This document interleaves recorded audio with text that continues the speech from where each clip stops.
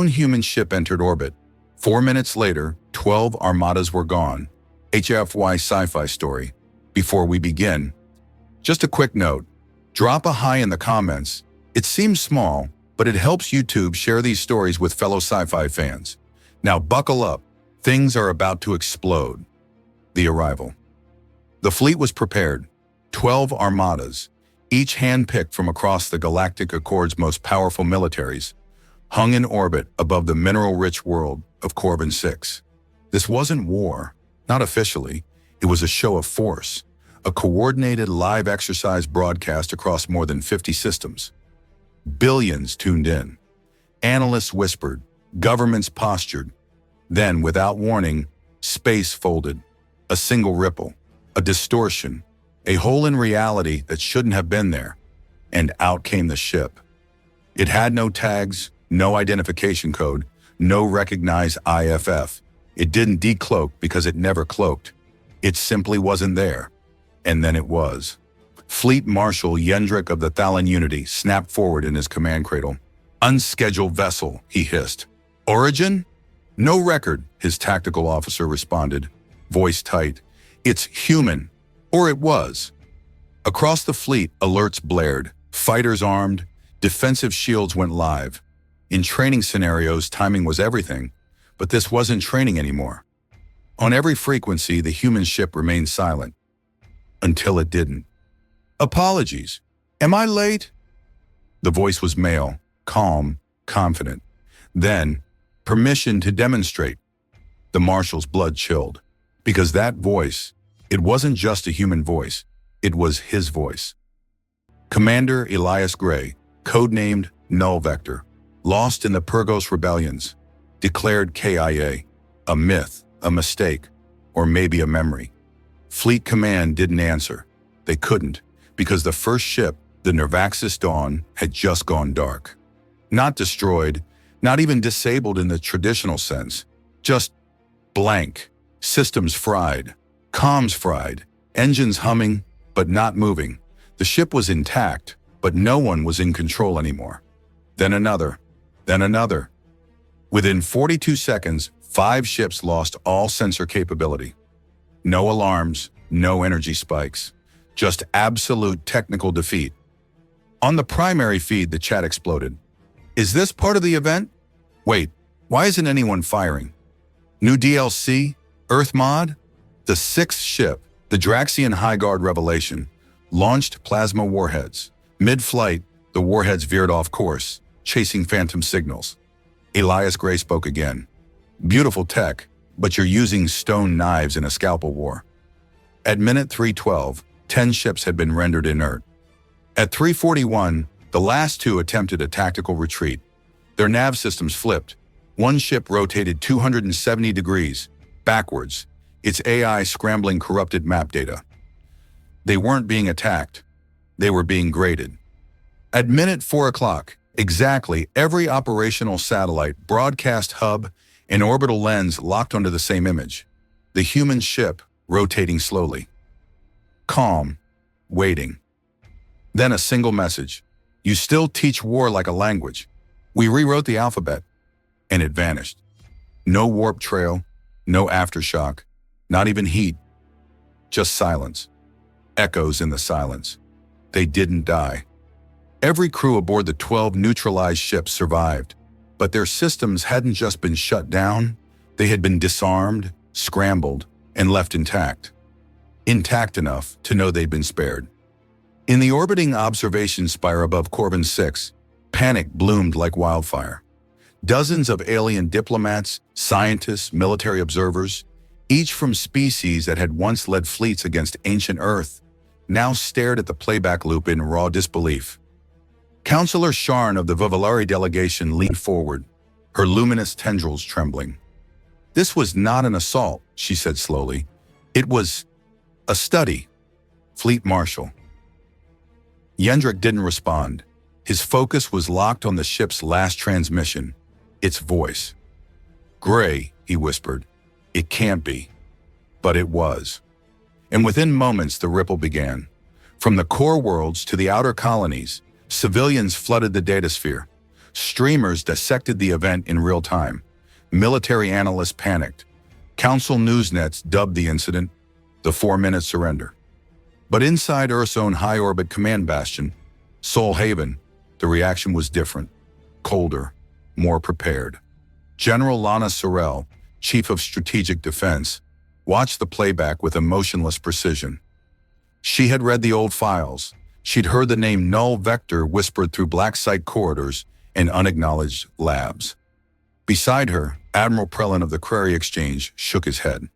"You told us your myths were dead," he said. "No," Sorrell replied. "I told you they were buried." "That's not the same." A light blinked on her console. It wasn't a council signal. It was internal. Terran frequency. Obsolete protocol. One not seen in over a century. File name, Antheus/recall/_01 ship. Access level, eyes only. Clearance, exile tier. Sorrell stood. "He's not coming back for a seat," she said. "He's coming back to see if we remember how to stand."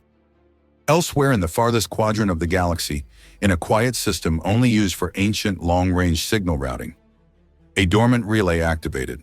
It had no AI, no autoresponder, no tracking function. It simply pinged. A 3-word signal. Phase 2 begins. The words were not Terran. Not exactly, they were post-human. The recall protocol. The signal pulsed twice, then went dark. But the tremor it sent across the SolNet black channels was unmistakable. In moments, 4 dormant nodes buried beneath Martian bedrock lit up in tandem. Nodes last accessed 200 years ago. Operation Antheus Reactivation Protocol confirmed. General Lana Sorrell's face hardened as the codes decrypted. On her secure command feed, a profile emerged. Name, Elias Gray. Code ID, Null Vector. Status, exiled. Presumed terminated. Directive, non-reintegration.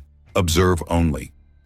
And beneath that, override authorization, initiated by subject, across the Terran systems, high-clearance terminals began receiving ghost code pings, non-destructive packets embedded with live-fire simulations, targeting data, and something else.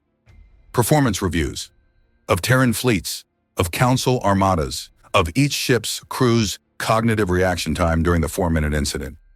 It wasn't a statement. It was a test grade. Meanwhile, at the Galactic Council's Crisis Summit, panic had transitioned to preparatory hostility. Counselor Elidra of the Vorskari Confederation stood shaking as she barked, "We are not at war, but the humans have reintroduced a variable even war can't quantify." "Not humans," corrected Admiral Joranen of the Carry Accord, his 6 eyes flickering. "Something beyond them, an exile made in silence." But it was Counselor Veer from the neutral Terran delegation who stood calmest. "We didn't recall him, he recalled himself." The room fell into frozen silence. Across the galaxy, a singular question loomed. What does Phase 2 mean? The answer came not in words, but in code. At precisely 2:16 Council Standard Time, 12 Council military academies received the same unexpected signal. Not a threat, a file. Encrypted, decodable, but only if they used outdated Terran military logic trees. When they did, a full training regimen appeared. Simulations, strategies, neuromorphic reflex drills, designed to train against him. Or worse, to train with him. "You think this is about us?" Elias Gray's voice echoed through the final line of embedded code. "It's not. It's about whether you're still worthy of the future we learn to survive." Origin of the exile. Before the name Warbreaker echoed through council halls. Before Elias Gray erased 12 fleets in 4 minutes. There was a choice. A choice buried beneath 2 centuries of silence and denied records. Project Antheus wasn't born in rebellion.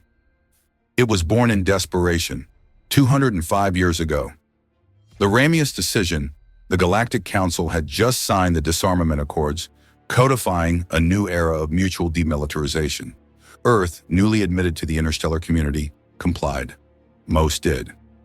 Except a handful of human strategists, war theorists, and AI ethicists, those who had survived Earth's worst wars and knew peace by treaty was peace on borrowed time. Among them was Commander Elias Gray, a systems tactician turned philosopher commander. He drafted the first Antheus protocol. We must not win wars. We must make war impossible for others to win. When the council demanded disbandment, Elias refused. When Earth's leaders faltered, he offered them a way out. Exile us, strip us of name, nation, rights, but let us go where no laws bind imagination. And they did. They exiled him and 217 others to the Ramius Belt, a zone unfit for life, warped by gravity tides and time dilation. No patrols, no communication. Just one rule: you don't come back. But they never stopped building. In the time the galaxy counted as centuries, Ramius time moved faster. For Elias and his kin, over 1,000 years passed. Enough time to develop adaptive ship hulls that lived and learned, train cognitive AI with neural interlinking, rewrite spacefold dynamics to move without trace, dissect every form of warfare the galaxy knew and render them obsolete. They didn't survive the exile. They thrived in it. Now present day, Ramius Zone. Inside a sealed observatory hovering above a collapsed moon, the Echo Core pulsed, and before it, Elias Gray stood in silence. Beside him, a projection shimmered, an old file, a message from Earth's last ambassador before exile. We regret this. History may call you dangerous. We'll know the truth. You were necessary. He closed the file.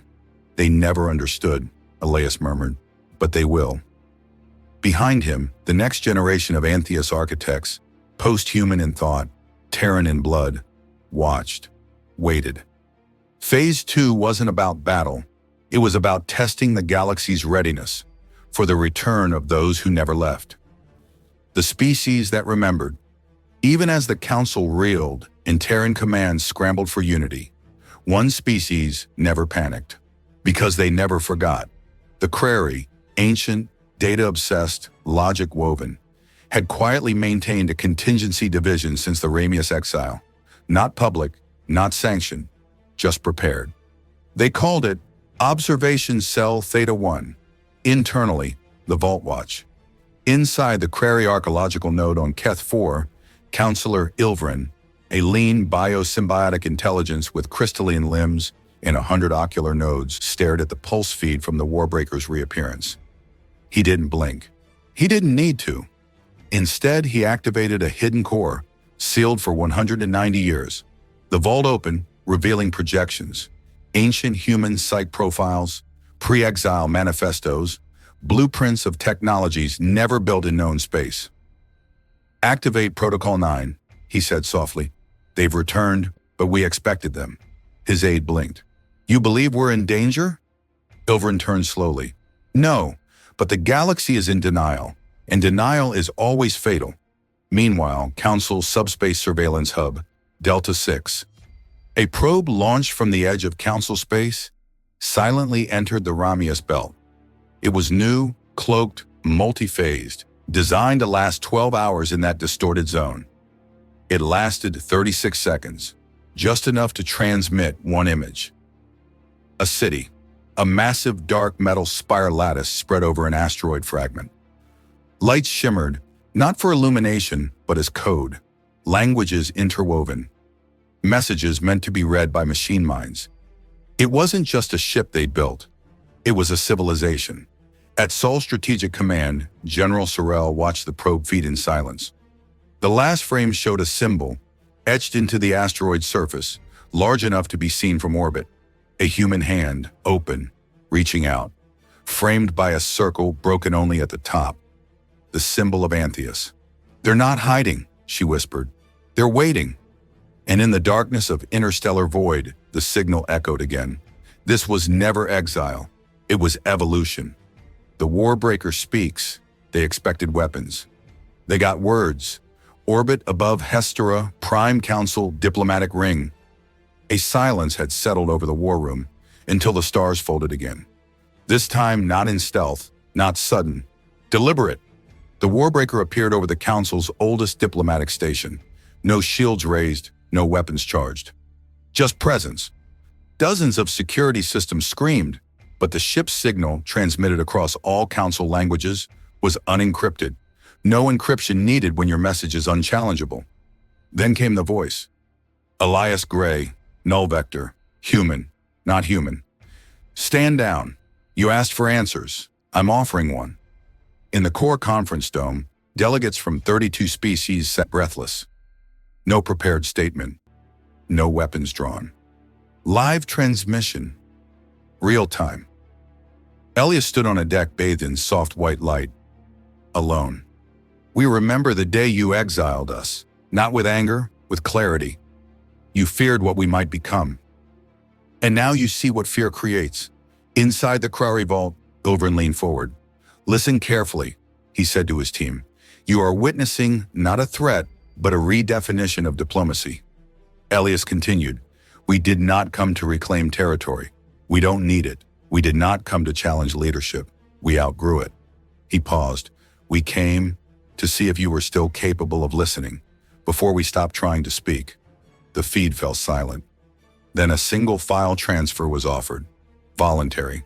No code breaking needed. Its name? Coexistence_01. A roadmap. Not for submission, but for cooperation. On new terms. On post-human principles. It was a challenge, veiled in an invitation. And the final line of the message? The future isn't written by the strongest. It's written by those who stay to write it. The archive beneath the ashes. The file Elias Gray transmitted. Coexistence/_01 wasn't just a diplomatic offer. It was a test.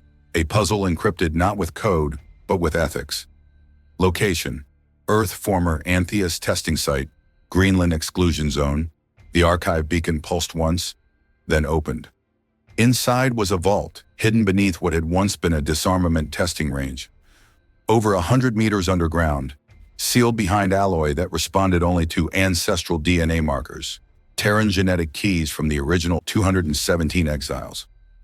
General Lana Sorrell stood at the threshold. She was not alone.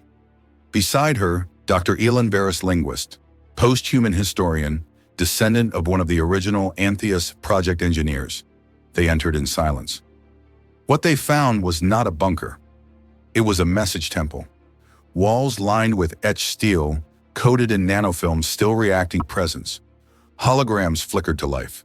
Faces, names, quotes. A single message hovered at the center. We were not made to conquer. We were made to remember what made us dangerous and what made us human. Varus's breath caught.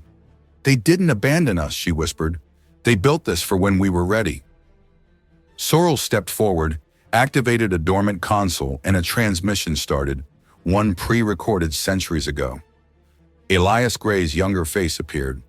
If you're watching this, we've made contact. And if we've made contact, then you survived. But barely. This archive isn't for strategy. It's not for defense. It's for choice. He leaned forward in the recording. You'll be tempted to fear what we became. But what you should really fear is the part of you that wanted us gone. The screen went dark. Across the council, news of the archive spread. Some called it propaganda. Others, a second Genesis file. But to those who understood, it was something else entirely. A mirror, held up to a galaxy that forgot what it feared most was never war. It was change, signal from the deep. Not all colonies are loyal. Not all who feared the Warbreaker feared him. Some feared what his return inspired. Location, Freehold Vega 9 independent human colony, a pirate haven, a trade node, a rebellion in all but name. It was here, in the underbelly of the galaxy, that a second signal came through. Not from the Warbreaker, not from Earth, but from beneath the surface of Ramius itself.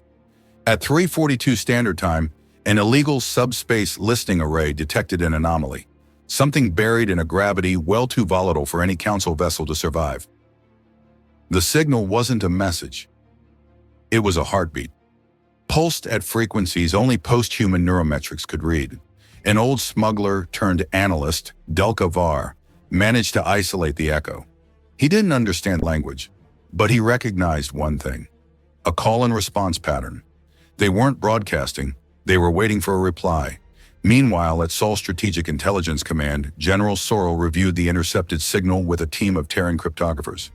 "This isn't communication," her chief analyst said. "It's calibration." "Calibration for what?" The answer came from deep learning AI on board the ancient relay. "For integration. Ramius isn't sending a message. It's syncing." "Syncing with what?" "With us." Elsewhere, Ramius, deep orbit. The Warbreaker hovered above an orbital fracture field. No movement, no broadcasts, no escort. And yet below it, structures were rising. Self-replicating facilities made of material that defied known physics. Each built around a signal tower. Each pulsing the same 3-beat phrase in pure subspace resonance. Observe, adapt, uplift. This was no war prep. This was terraforming for thought. A mental environment being prepared. Not for them, but for those who would join. The emissary. The Council expected another warship. They got a woman. Council Station, List Prime, Neutral Orbit Zone. The chamber was packed, representatives from 41 species, 11 armed escorts, and 1 human observer from Terra Prime, all watching the arrival bay as atmospheric pressure equalized. The Warbreaker hadn't returned. Instead, a smaller vessel, silver-veined and silent, docked without permission, but without resistance. No weapons detected, no escort, just presence. From its airlock stepped the first emissary. She looked human, but wasn't. She moved with stillness engineered for spacewalks. Her eyes shimmered not from light, but internal data thread matrices. Skin unaugmented, yet the ambient sensors struggled to fix her temperature. Her name came as data, not speech. "I am Lys Ethra, born of the Ramius Path, extension of the Antheus Accord." She bowed, not in submission, but as if acknowledging an ancient debt.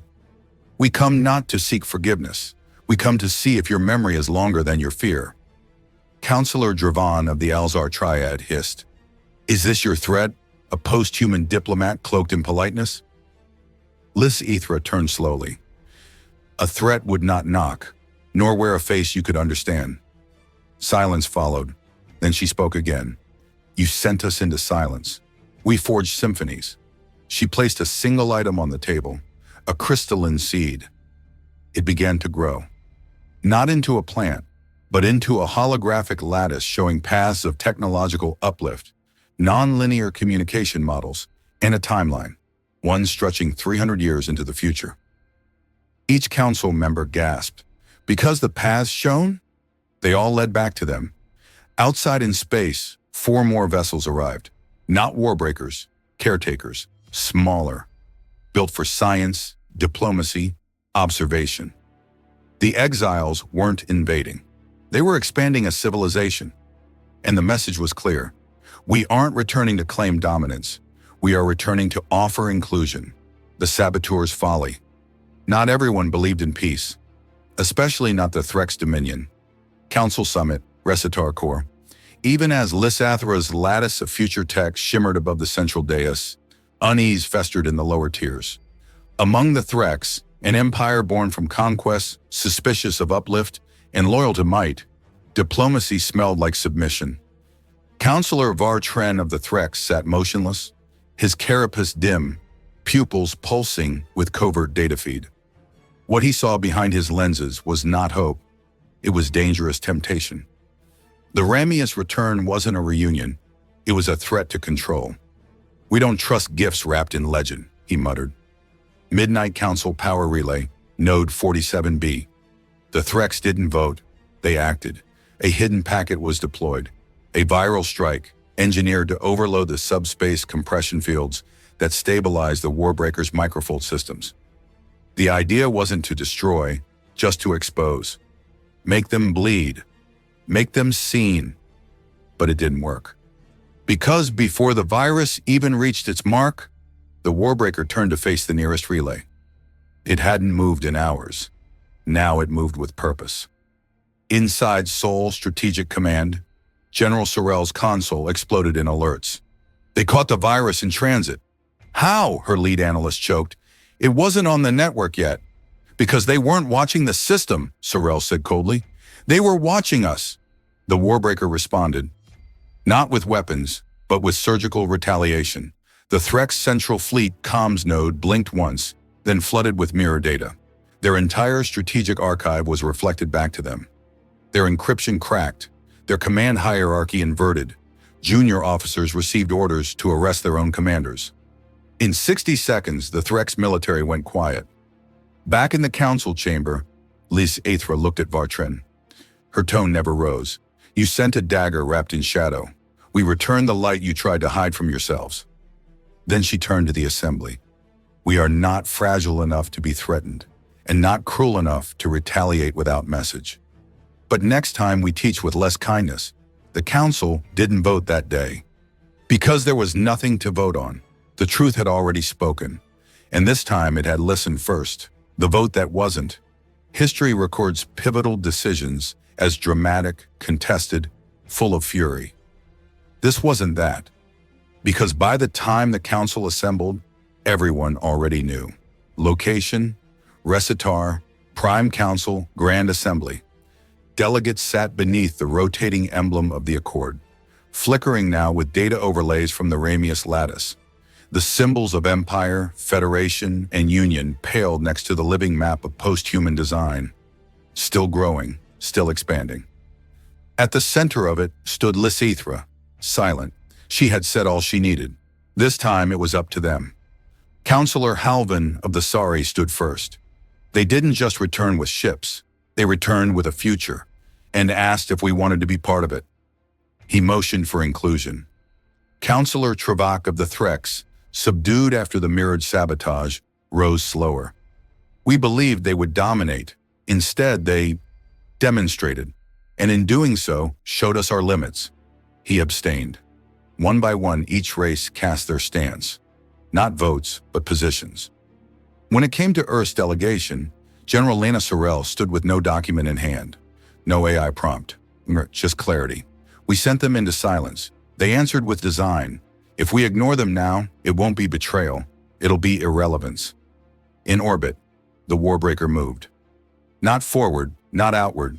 Down into deep fold space below Recitar, a place no ship had ever entered.